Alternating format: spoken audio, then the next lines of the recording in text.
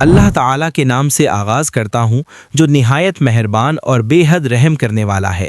پیارے دوستو، دنیا کی تاریخ میں دو ایسی عظیم قومیں گزری ہیں جنہیں اللہ تعالیٰ نے بے پناہ طاقت اور غیر معمولی قوت عطا فرمائی تھی۔ ان کی طاقت کا مقابلہ کرنا کسی کے لیے آسان نہیں تھا۔ روایتوں میں بیان کیا جاتا ہے کہ وہ لوگ دنیا کے سب سے لمبے اور مضبوط انسانوں میں شمار ہوتے تھے۔ نہ ان سے پہلے کوئی ایسی قوم آئی اور نہ ہی ان کے بعد ویسی طاقت اور قدرت رکھنے والی قوم پیدا ہوئی۔ آج کے اس بیان میں ہم قوم سمود کا ذکر کریں گے جو قوم عاد کے بعد دنیا کی دوسری بڑی اور طاقتور قوم سمجھی جاتی ہے۔ قوم سمود دراصل قوم عاد ہی کی نسل سے تعلق رکھتی تھی۔ جب قوم عاد اپنی نافرمانیوں کی وجہ سے تباہ ہو گئی تو انہی کی نسل سے ایک نئی قوم وجود میں آئی جسے قوم سمود کہا گیا۔ یہ لوگ جزیرہ عرب کے علاقے حجاز میں آباد ہوئے اور وقت کے ساتھ ساتھ مختلف علاقوں میں پھیل گئے۔ انہوں نے اپنی بستیاں ایسے مقامات پر قائم کیں جہاں بڑے بڑے پہاڑ موجود تھے۔ انہی پہاڑوں کو تراش کر انہوں نے اپنے گھر اور محلات بنائے۔ آج اسی جگہ کو مدائن صالح کے نام سے جانا جاتا ہے۔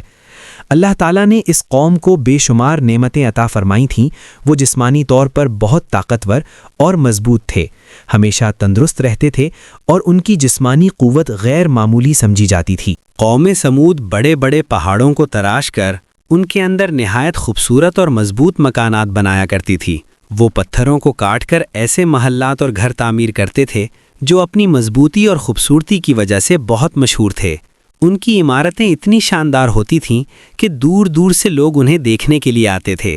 اللہ تعالیٰ نے اس قوم کو بے شمار نعمتوں سے نوازا تھا۔ انہیں میٹھے پانی کے چشمے عطا کیے گئے، زرخیز زمینیں ملی اور طرح طرح کے پھل اور رزق فراہم کیا گیا۔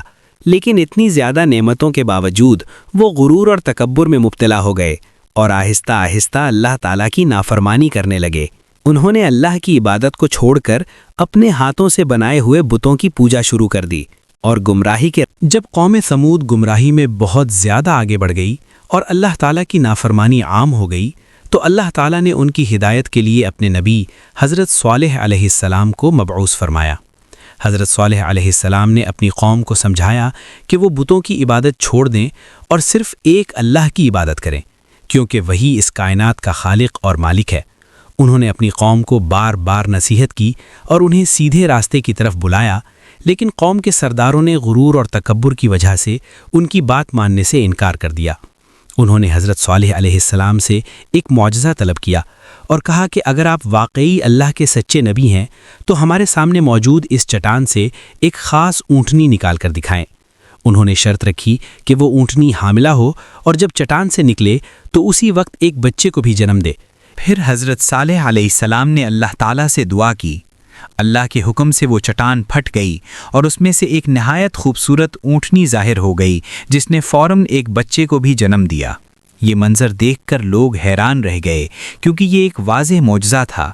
اس اونٹنی کے تھنوں میں اتنا زیادہ دودھ تھا کہ پوری قوم پی لیتی تو بھی وہ ختم نہ ہوتا، لیکن اتنے واضح معجزے کو اپنی آنکھوں سے دیکھنے کے باوجود قوم کے سرداروں نے اسے ماننے سے انکار کر دیا۔ انہوں نے تکبر اور ضد کی وجہ سے اسے جادو قرار دے دیا اور ایمان لانے سے باز رہے۔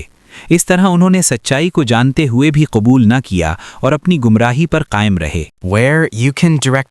حضرت صالح علیہ السلام نے اپنی قوم کو تنبیہ کی کہ یہ اونٹنی اللہ تعالیٰ کی طرف سے ایک خاص نشانی ہے، اس لیے اسے کسی قسم کا نقصان نہ پہنچایا جائے۔ انہوں نے پانی کے چشمے کے استعمال کا ایک نظام بھی مقرر کیا۔ ایک دن اونٹنی چشمے سے پانی پیتی تھی اور دوسرے دن قوم کے لوگ پانی استعمال کرتے تھے۔ جس دن اونٹنی پانی پیتی اس دن وہ اتنا زیادہ دودھ دیتی تھی کہ پوری قوم اس سے فائدہ اٹھاتی تھی۔ اس طرح اللہ تعالیٰ نے اس اونٹنی کو اپنی قدرت کی ایک واضح نشانی بنا دیا تھا۔ لیکن کچھ عرصے بعد قوم کے لوگ اس اونٹنی سے تنگ آ گئے اور اس کے خلاف سازش کرنے لگے۔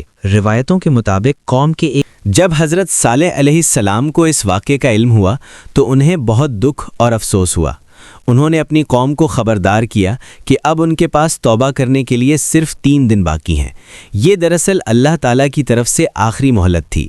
روایتوں کے مطابق پہلے دن ان کے چہروں کا رنگ زرد ہو گیا، دوسرے دن سرخ اور تیسرے دن سیاہ ہو گیا۔ یہ سب اس بات کی نشانی تھی کہ عذاب قریب آ چکا ہے، مگر اس کے باوجود انہوں نے توبہ نہ کی۔ چوتھے دن اللہ تعالیٰ کا عذاب نازل ہو گیا۔ اچانک آسمان سے ایک خوفناک آواز آئی جس نے لوگوں کو لرزا کر رکھ دیا۔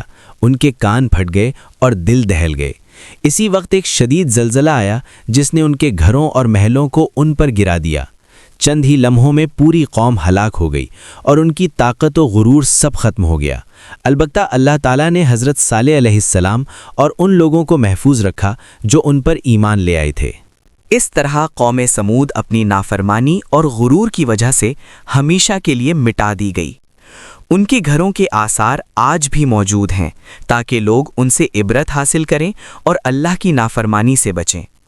اللہ تعالیٰ سے دعا ہے کہ وہ ہمیں اپنی اطاعت کی توفیق عطا فرمائے اور ہمیں ان گناہوں سے بچائے جن کی وجہ سے پچھلی قومیں تباہ ہو گئیں۔ آمین۔